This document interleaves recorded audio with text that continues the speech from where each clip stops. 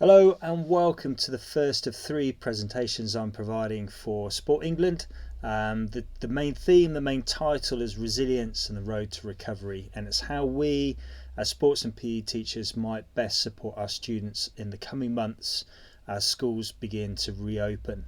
So this first session is all about our starting points. My name's Jim Rogers. I'm going to introduce myself in a bit more detail in a moment. But one of the things I'm very keen to do is use research and evidence to inform our thinking and inform our strategies. So we're going to just establish in this first session what our starting points are, what we might expect in terms of many of our students, particularly the more vulnerable, and their kind of physiological response to lockdown and school closures. The second session that I'll deliver separately, part 2, is how we might best support those students and the opportunities we have to create the right environment for students to feel safe and secure in order for them to thrive and be able to socially engage and to learn. And the last session is a bit more focused on pedagogy and mastery and what we can bring and learn from sport to inform our thinking about mastery with young students and also the kind of pedagogical principles. So it's all about the road to recovery. It's all about what we can learn from the current system at the minute, and then use that to our best ability as we begin to plan for reopening schools. So who am I to be able to talk to you? Well, I'm really sorry, but that's not me. That's somebody else. No, I'm not sure that. Oh, it's Joe Wicks. My name's Dr. Jim Rogers. I've worked in education now for over 25 years. I've had a fairly unusual career in education. The first half of it, or the first 12 years of it, was working in secondary schools, and I was a geography teacher, and I've been a PE and sports teacher and outdoor ed instructor over those years. I've taught in the UK. I've taught out in New Zealand. That's where I realised how poor I was at rugby, if I didn't know before I left. And more latterly, I was a teacher here in Cornwall. The second part of my career, a big chunk of it, was in academia, working at Exeter University, working with trainee teachers and learning about educational research, where I did a master's and a PhD. And then for the last 5 years, I've been involved in school improvement at a kind of regional and more strategic scale, as well as working for what was and I think still is the largest multi-academy trust in the Southwest. But very recently, in the last year, I decided to take the plunge into running my own consultancy, which is Jim Rogers Training, and I'm involved a lot in supporting teachers' professional learning, from early career teachers and NQTs all the way up to supporting head teachers and principals, system leadership, leadership coaching, and that kind of thing. So there's two things in terms of my approach, which are really important to me. One is that, as I mentioned just now, I'm not into flannel. I'm not into shiny CPD. Everything that I talk about is rooted in research and evidence. And the other thing is that I'm a firm believer in the importance of collaboration, and that kind of social construction of knowledge and how we work together. I'm really fascinated in human performance and what we can learn from sport in particular in terms of team dynamics and how to get the best out of individuals within teams. So I really enjoy what I do, and I'm delighted to be able to present these to you. I'd much rather do this in person. You join me in my workshop. I'm not really used to talking to camera, and to be honest, I think this is my 5th take. Most of my other cuts are full of swearing, so you're not going to see those. But anyway, here I am, and this is the way we've got to run it. So let's just think about where we are kind of regionally. So one of my roles at the minute, I've worked for the number of years now for Teaching School Council Southwest, and I conducted a survey early on in school closure period in lockdown about our regional priorities, what school leaders were most concerned about. And you may or may not be surprised with the top 3 regional priorities. I suspect these are reflected nationally as well. Right at the top was a concern around staff health and well-being, and that remains a priority. Very, very closely followed, and to be honest, equal really at the top is pupil health and well-being as well. And also concerns about our most vulnerable and disadvantaged pupils and what support we can have in place for them, particularly those that are struggling to access IT equipment, and may not be in the best place at home to engage with online learning. And actually that's one of the things that I want to tease out in this session today. So just in terms of our kind of starting points, what I want to do here is kind of establish a bit of a baseline in terms of what we think, or what I think we need to be thinking about. And this isn't just me talking about this. This comes from the regional work that I'm doing, talking to experts, educational psychologists and school leaders, and particularly referring to some work by a guy called Ian Hunkin at Sigma Teaching School Alliance, who I'm working with closely at the minute, who's worked a lot with vulnerable children, children in care. He's been an educational psychologist and a school leader himself, so he's got a real insight and has done a lot of research, and he's put together some brilliant training resources, and I've got a link at the end of this presentation for you to follow. Talking to Ian and doing some other reading, I think discussing trauma is one of the important things that we need to consider. It might seem a bit overly dramatic, but actually if we define trauma in this way, and it's the potential traumatic effect of unpredictable stress which children cannot control over a sustained period of time, then I think that even without realizing it, many young people are going to be traumatized from the current situation, and it's compounded by social isolation. It could well be compounded by things happening within families, illness, financial difficulties, all the things that we know people are struggling with at the minute. So without wanting to sound overly dramatic, I think we need to consider the psychological impact that children are going to be facing at the minute as they are experiencing life away from school, and also as we begin to reopen schools and allow students back in. Ian talks about the Polyvagal Charts, and it's a kind of theory about how we physiologically respond to stress.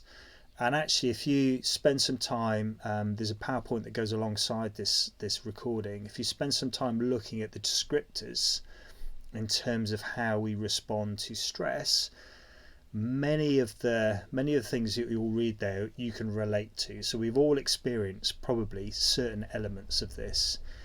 The key thing in this diagram, in this chart, is that green layer at the bottom. In that green layer, we as a species, and children in particular, are more likely to be socially engaged and therefore in a place to engage in learning. But tipping young people into the fight or flight layer, which is the yellow layer, through some form of external trigger or stressful environment or experience, your physiology, your kind of physiological response puts you in a situation where you can no longer socially engage so well, and you are more likely to shut down from social engagement and learning.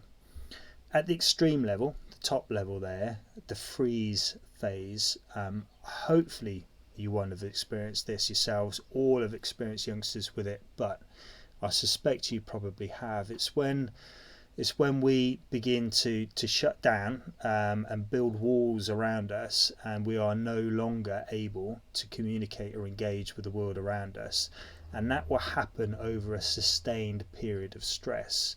And it could well be happening at the minute with some of our youngsters, more vulnerable youngsters out of school. The good news, and this is a really important message to provide you, is that we have an opportunity, we have the capacity to bring students back into that green zone. So through the presentations that I'm going to provide you, particularly the second and third ones, I'm going to be talking a lot about how we create the right environments for students to feel safe and secure and trusted, and rebuilding those relationships that we have with them in order that they can be ready to learn, which is one thing, but also kind of socially engaged and happy. So just to say, we're not at a lost cause here. There's a definitive shape to the curve there to give you the message that we can bring children back from the red and the yellow zones back to the green zone. You may, as sports experts yourself, come across the work of Professor Steve Peters and Mind Management and the Chimp. He's written the book the Chimp Paradox. If you've not come across him, Professor Peters has worked extensively with high elite level athletes and sports teams, most notably British cycling, but with a number of teams and organisations since. And I just wanted to mention this and kind of throw this in here because if we were thinking back to that kind of yellow layer and the fight or flight, it's the chimp, it's that kind of I was going to say primeval, but it's the more animalistic element of our brain, the bit that we've inherited from our ape ancestors that normally responds in that way. And a great example of that, if you've got young children, is when they throw a wobbly and throw a tantrum. It's normally that part of the brain, it's the chimp part of the brain that's responding irrationally and emotionally to a situation. It's also going to be hopping around in our brains as professionals ourselves.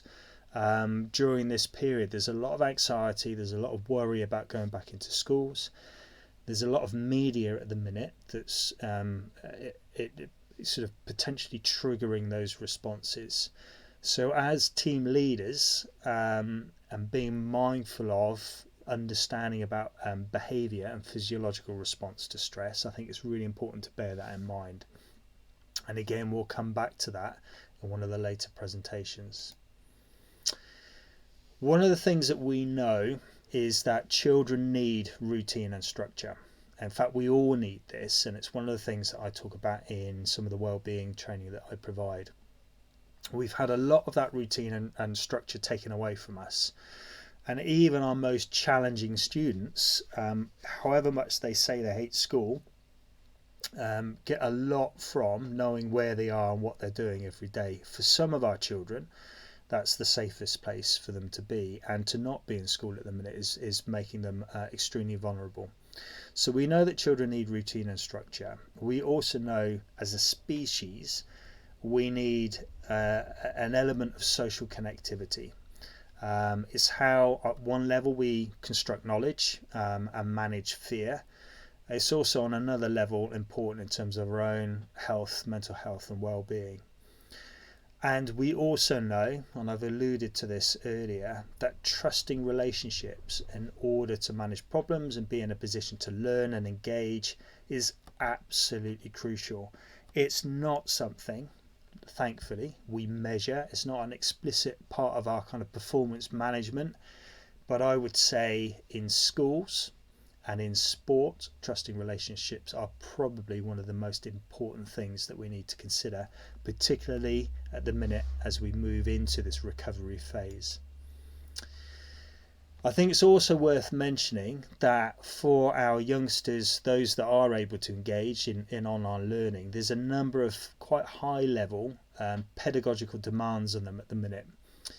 I'm a parent of two children in secondary school, two girls, and I've seen them go through the process of adjusting from a normal school day to suddenly being in control and managing their own learning, having lists of jobs, much as we would do and struggle with. That's a whole new thing for many of them.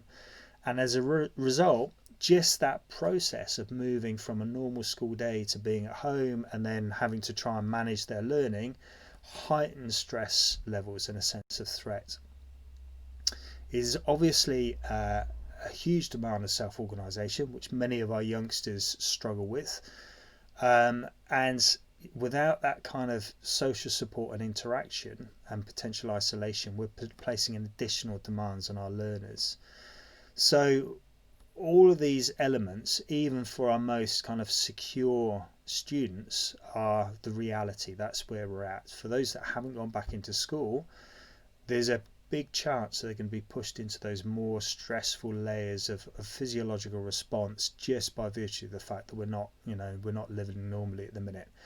And that has to be foremost in our planning during the recovery phase and as children come back into school, particularly because the school that they will go back to is going to look very, very different to the school that they left in March. And that's something that we as professionals need to be very, very clear about the implications of that. So a couple of just quick key messages. I think that we need to ensure right now, and as we bring students back into school, that we're considering the broad range of need. Okay, so I've established perhaps some of the more extreme baselines or starting points in terms of those students that may be experiencing levels of trauma at the minute. But either way, we need to be very clear that we've got a large range of need that we need to support. And we also, and I think this is important, we really need to sweat the small stuff. We need to be very clear. Our communications need to be very precise. And we need to test everything as we begin to reopen. So if you're involved in setting work or thinking about what things are going to look like as students come back in, sweating the small stuff is going to be really, really important. And there's just one last thought. I think sport, and we're going to unpick this in the next couple of sessions, but I think sport and physical education is going to be an absolutely crucial element in the physiological, mental health and well-being of our students and pupils as they come back into school. Many won't have had exercise and fresh air for weeks. Many will have had poor diets. Most won't have seen their friends either. And I think that your role actually is going to be absolutely critical in that road to recovery. So just one last slide and a couple of resources for you. One is something called the Southwest CPD portal. It's something that we have to support schools across the Southwest, supported by Teaching School Council Southwest. So it's kind of like a one-stop shop for resources and sharing strategy and ideas. It could be of use to you. There is at the time of speaking, at the time of putting this presentation together, 7 podcasts on the portal that I've recorded with some key people across the Southwest. So it's a regional thing. It's something that I'm really, really enjoying doing. Ian Hunkin, who is the author of the training resources in the Sigma Teaching School Alliance, which the third link there takes you to, is one of the guests on the podcast, and he talks about that importance of how we need to consider the emotional needs of our learners. So that's just by way of introduction. I hope you found this presentation interesting. There will be 2 more after this, and then there'll be a 4th session for an event that's being provided in July, I think, for you as well. So I look forward to seeing you in the second session. Cheers, bye.